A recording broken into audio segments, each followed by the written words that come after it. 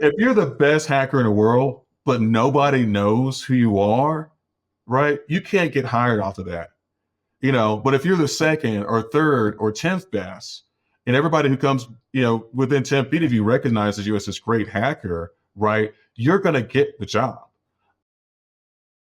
One of the things I feel remiss in not mentioning is the best people in this career field are practitioners. Like they're Okay. keyboard warriors. They spend a lot of time hacking or figuring out how to defend networks. They set up their own networks at home, things like that.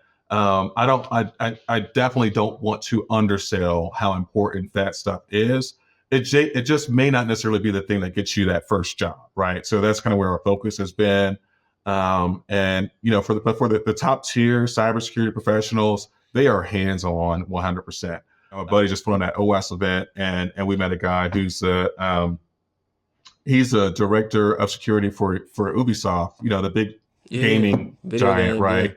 And the dude, like, he gave his presentation. He basically told us how he hacked his way into like the top job, right? He did all this Wow. like open source intel on Ubisoft to find out all their networks and how to he didn't break into them, right? But he showed them basically a map of their networks and how he would break into them if he did. And they're like, yeah, we definitely want you on the inside and not the outside, right?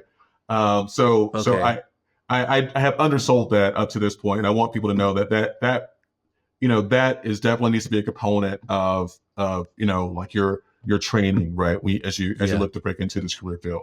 Now to get at your question, for the mid-career people, what separates the ones who kind of get stuck at that entry level versus the ones who continue to move up? The biggest thing, honestly, is the hacker community, the cybersecurity community. We tend to be pretty introverted. We tend to think that our work should speak for ourselves and things like that, and tend to be pretty terrible at self-promotion.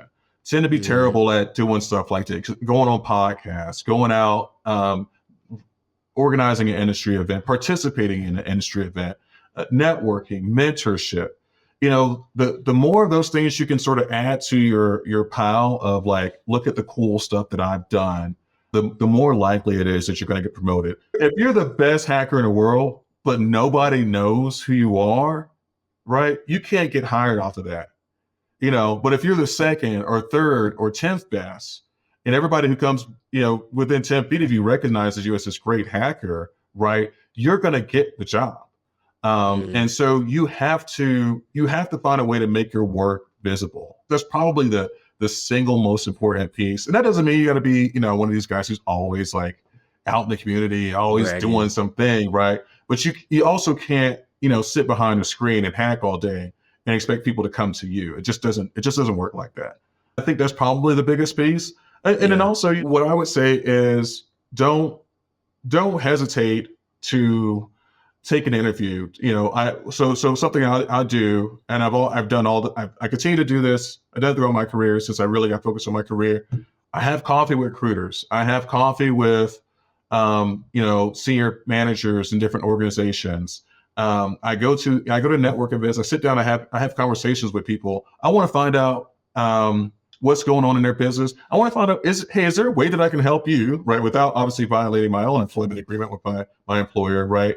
Is there a way that I can help you in some way? Can I send you some new recruit, some kid that I know is coming out of college who I think is excellent, who's a good fit for you? Finding ways to help other people is also a big way. So the two things I would say: be visible in your community, right, and help other people. Gotcha.